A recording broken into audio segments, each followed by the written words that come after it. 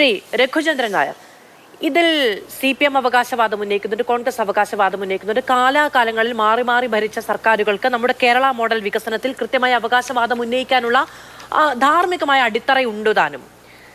കേരളത്തിൽ പെട്ടെന്ന് ഒരു മാറ്റം വന്നിട്ടുണ്ട്, കാഴ്ചപ്പാടിൽ മാറ്റം വന്നിട്ടുണ്ട് എന്നുള്ളത് വ്യാവസായിക ലോകം തിരിച്ചറിയുന്നുണ്ടോ?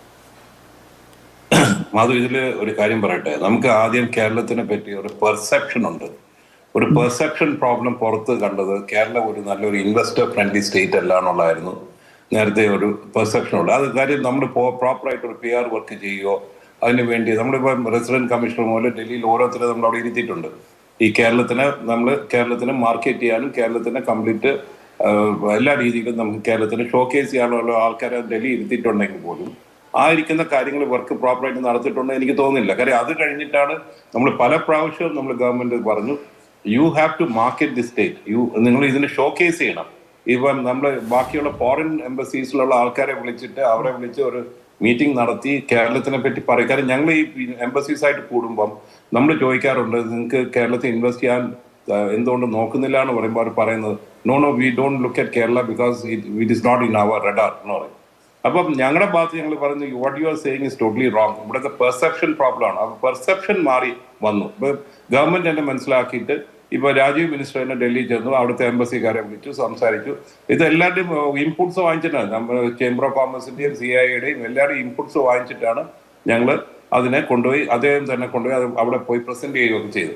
അപ്പൊ പെർസെപ്ഷൻ മാറി കിട്ടിയാൽ, അതിപ്പോ UDF ആയാലും LDF ആയാലും BJP ആയാലും പെർസെപ്ഷൻ മാറി കിട്ടിയാൽ മാത്രമേ കേരളത്തിന്റെ ഒരു പിക്ചർ നമുക്ക് ക്ലാരിറ്റി കൊടുക്കാൻ പറ്റും. ഒന്ന്. രണ്ടാമത്തെ കാര്യം ഞാൻ ചോദിക്കുന്നത്, ഒരു നല്ല കാര്യം, ഒരു നമ്മളിപ്പോ ഈ ഇരിക്കുന്ന റാങ്കിങ് ആയാലും ആരായാലും ഇത് ചെയ്യുന്ന നീതി ആയോഗൊക്കെ അല്ലേ, അപ്പൊ അവർ റാങ്കിങ്ങോ അല്ലെങ്കിൽ ഇന്റർനാഷണൽ റാങ്കിങ്ങോ ഒക്കെ വരുമ്പോൾ നല്ല റാങ്കിങ് വരും, നമ്മളെല്ലാവരും സന്തോഷിക്കണ്ടല്ലോ. ഇത് കേരളത്തിന്റെ വിജയമല്ലേ. അതിപ്പോ UDF ആയാലും ശരി, LDF ആയാലും ശരി, BJP ആയാലും, നമുക്ക് ഒരാൾ പറയുന്നു കേരളത്തിൽ നല്ല രീതിയിൽ നമുക്ക് ഇതൊരു നല്ല രീതിയിൽ പ്രവർത്തിക്കുന്നുണ്ട് എന്ന് പറയുന്നത്, അത് ഡോക്ടർ തരൂർ ചെയ്തിരിക്കുന്നത്. ഡോക്ടർ തരൂർ ഇത് പോളിറ്റിക്സ് കളിച്ചിട്ടില്ല. ഇതിൽ പുള്ളി അതേ ഒരു സ്റ്റേറ്റ്സ്മാൻ ആണ്. ഒരു സ്റ്റേറ്റ്സ്മാൻ എന്ന് പറയുന്നത് നല്ലത് കണ്ടാൽ നല്ലത് പറയുക എന്നുള്ളതാണ്. ഇപ്പൊ കേന്ദ്ര ഗവൺമെന്റ് നന്നായി ചെയ്യുമ്പോൾ നല്ല കാര്യം ചെയ്യുമ്പോൾ അദ്ദേഹം പറയാറുണ്ടല്ലോ കേന്ദ്ര ഗവൺമെന്റ് ചെയ്തിരിക്കുന്ന നല്ല കാര്യങ്ങളാണ്. അപ്പൊ അത് ട്രംപിന്റെ ഒരു ഭരണത്തിന്റെ കാര്യം അദ്ദേഹം പറഞ്ഞു.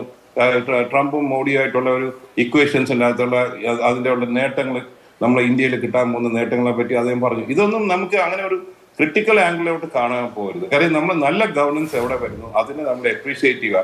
നമ്മൾ ഒരു കൺസ്ട്രക്റ്റീവ് ക്രിറ്റിസിസത്തിലോട്ട് പോകും, അല്ലാതെ എല്ലാത്തിനും കുറ്റം പറയാനായിട്ട് നമ്മൾ നടക്കരുത്. കാര്യം ഇപ്പം ഈസ് ഓഫ് ഡൂയിങ് ബിസിനസ് നമ്മൾ നമുക്ക് കിട്ടിയിട്ടുണ്ടെങ്കിൽ നമ്മൾ അത്രയും 30-40 ആയിട്ടുള്ള കംപ്ലീറ്റ് റിഫോംസ് ഇവിടെ കൊണ്ടുവന്നതിന്റെ ഭാഗമായിട്ട് അത് നടന്നിരിക്കുന്നത്. അത് എല്ലാ ഗവൺമെന്റിനും അതിൽ പങ്കുണ്ട്. അതായത് നമുക്ക് നേരത്തെയുള്ള ഗവൺമെന്റിന് പങ്കുണ്ട്. ഇപ്പൊ ഈ ഗവൺമെന്റ് മനസ്സിലാക്കി കണ്ടിന്യൂറ്റി ഓഫ് ഗവൺമെന്റ് ആണ്. ഇപ്പൊ അവർ കഴിഞ്ഞ 5 വർഷം കഴിഞ്ഞ് 2ാമത്തെ വർഷം വന്നപ്പോൾ അവർക്ക് മനസ്സിലായി ഇങ്ങനെ പോയാൽ കേരളം ഒരിടത്ത് എത്തൂല. കുട്ടികൾ നാട് വിട്ട് പോയിക്കൊണ്ടിരിക്കുക.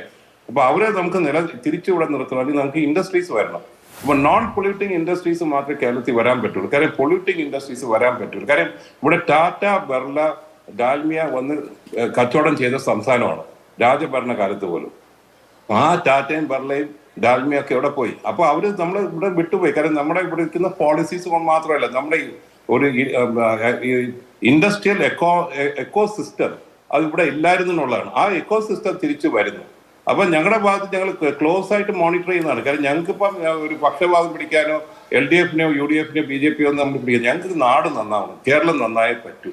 അപ്പൊ അതിന്റെ ഭാഗത്ത് നമ്മൾ ഇപ്പൊ കേരളത്തിനായിട്ട് യോജിച്ച ഒരു വ്യവസായം എന്ന് പറഞ്ഞാൽ MSME, സ്റ്റാർട്ടപ്സ്, IT മേഖല, ഹെൽത്ത് കെയർ, ടൂറിസം, അങ്ങനെയുള്ള എല്ലാ മേഖലയിലും നമ്മൾ ശ്രദ്ധിച്ചാൽ നമുക്ക് തീർച്ചയായിട്ടും നമുക്ക് ഇവിടെ എംപ്ലോയ്മെന്റ് ജനറേഷൻ വരാൻ പറ്റും, ആൾക്കാർക്ക് വരാം. അപ്പൊ ഇതിലൊക്കെ നല്ലതായിട്ടുള്ള റിസൾട്ട്സ് വരുമ്പം തീർച്ചയായിട്ടും നമ്മൾ അതിനെ നമുക്ക് സപ്പോർട്ട് ചെയ്ത് നമുക്ക് ഒരു എൻകറേജ്മെന്റ് ആയിട്ട് ഒരു 2 വാക്ക് പറയുന്നത് തെറ്റൊന്നുമില്ല. ഇത്